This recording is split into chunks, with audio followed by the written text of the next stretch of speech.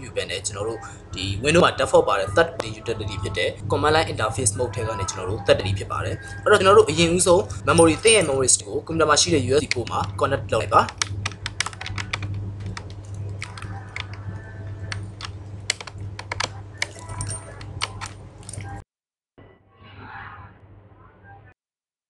ကွန်ပျူတာနဲ့ USB stick နဲ့က connect သွားပါပြီ။ဒီခါမှာကျွန်တော်တို့တစ်ခုမှတ်ထားရမှာက ဟောဒီနာမှာ F colon ဆိုတာလေးကိုမှတ်ထားမှာဖြစ်ပါတယ်။ F colon ဆိုတာကဘာလဲဆိုရင်ကျွန်တော်က drive letter ရဲ့ name ဖြစ်ပါတယ်။ဘာဆိုလိုလဲဆိုရင်ကျွန်တော်တို့ကွန်ပျူတာထဲမှာဆိုရင်ကျွန်တော်ဒီကွန်ပျူတာထဲမှာဆိုရင် local disk C ဆိုတာက system partition HP2 ဆိုတာကကျွန်တော်ရဲ့ laptop ရဲ့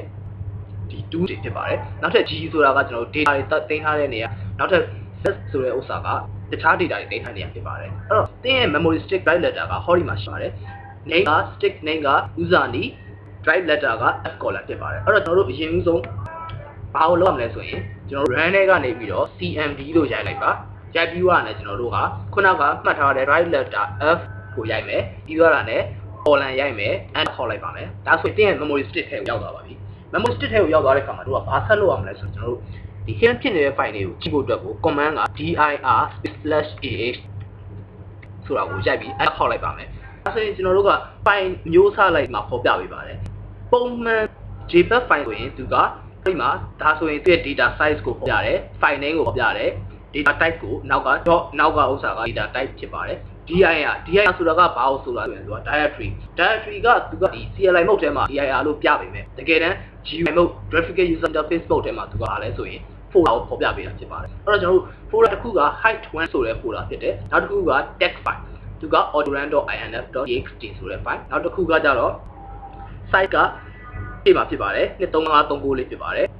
auto remover ဆိုတဲ့ zip file တစ်မျိုးနဲ့အားစုစုပေါင်း file လေးခုကကျွန်တော် system မှာ hide ဖြစ်နေပါတယ်အဲ့တော့ကျွန်တော်ကဒီ hide ဖြစ်နေတဲ့ဥစ္စာတွေကိုကျွန်တော်တို့ပေါ်မှာဖြစ်ပါတယ်တင်းရဲ့ computer မှာအခုလက်ရှိအတိုင်းပေါ့နော်ကြည့်ခုနကမြင်ရတဲ့ hide 1လို့ပါလို့ဆိုတာဒီမှာမရှိပါဘူးအဲ့တော့ကျွန်တော်တို့ကပေါ်မယ်ဆိုတော့ attribute လောက်ရမှာဖြစ်ပါတယ်အဲ့တော့ attib space -s -h -r ပြီးတော့ရင်ဆုံးပေါ်မယ်ဥစ္စာက12လို့ရိုက်ပြီးတော့ tab တစ်ချက်ခုန်လိုက်ပါtab အခုဒီ name ရောက်မချင်း12လို့ရိုက်ပြီးတော့ tab တစ်ချက်ခုန်လာလိုက်တာနဲ့သူက name ရောက်လာတဲ့အထိသူကပြရမှာဖြစ်ပါတယ်အဲ့ခါကျရင်ကျွန်တော်တို့ကအဲ့မှာတခုပြောချင်တယ်ပါ attribute ကတော့ဟုတ်ပြီ attribute လောက်တာပါ-s -h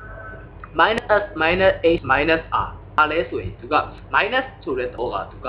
အဲတန်းကို hidden ဖြစ်တဲ့ဥစ္စာတွေစက်ကျင်ပဲ negative ကိုပေါ်ပြပေးတာဖြစ်ပါတယ် s ဆိုတာကရည်နဲ့သူ့ရဲ့ parameter ရဲ့ definition က system file တွေကိုပေါ်ပြပေးပြီးတော့ h ဆိုတာက hidden ဆိုတာကိုသတ်မှတ်ပါတယ် r ဆိုတာက achieve ကိုသတ်မှတ်ပေးပါတယ်အဲ့တော့ကျွန်တော်တို့ enter ခေါက်လိုက်ပါမယ်ဒါဆိုရင်အခုကျွန်တော်တို့ enter ခေါက်လိုက်တဲ့အချိန်နဲ့ဒီတိုင်းနဲ့ထဲမှာပဲခုနက 12x16 ဇာနေဆိုတဲ့ gp file ကဟောဒီမှာပေါ်လာပါပြီပြောတာနဲ့နောက်တစ်ခုက folder height1 ဆိုတဲ့သူ့ကိုလည်းအလားတူပဲ attib space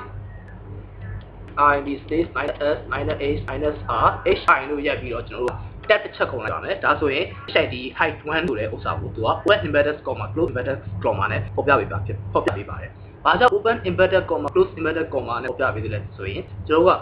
ဒီ name ကိုကျွန်တော်တို့က folder name ကို space ခံပြီးရိုက်လိုက်ပြီဆိုရင်သူကအများတန်းဒီ command line mode ထဲမှာပေါ်ပြပေးရင်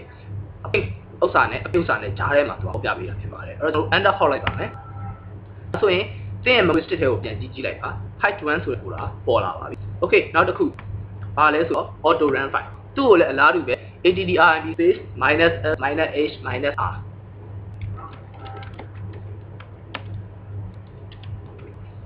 a လို့ရိုက်ပြီးတော့ကျွန်တော်တို့ tab ချက်ခုန်လိုက်ပါမယ်ပြီးရင် enter ခေါက်လိုက်ပါမယ်ဒါဆိုရင်သင်ရဲ့ set ထဲမှာလည်း auto run file ကတက်လာပါပြီ auto run file ပေါ်လာပါပြီ okay နောက်တစ်ခု zip file တစ်ခုကလည်း hidden ဖြစ်နေတယ်အဲ့တော့ကျွန်တော်တို့အဲ့ file ကိုလည်း attribute လုပ်ပေးပါတယ်အဲ့တော့ jack မှာက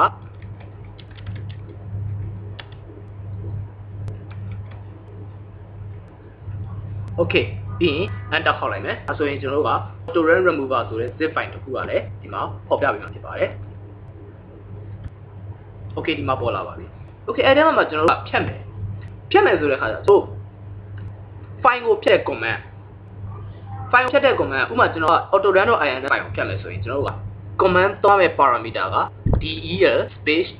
auto ရိုက်လိုက်ပြီးတော့ enter ခေါက်ပြီးတာ ਨੇ del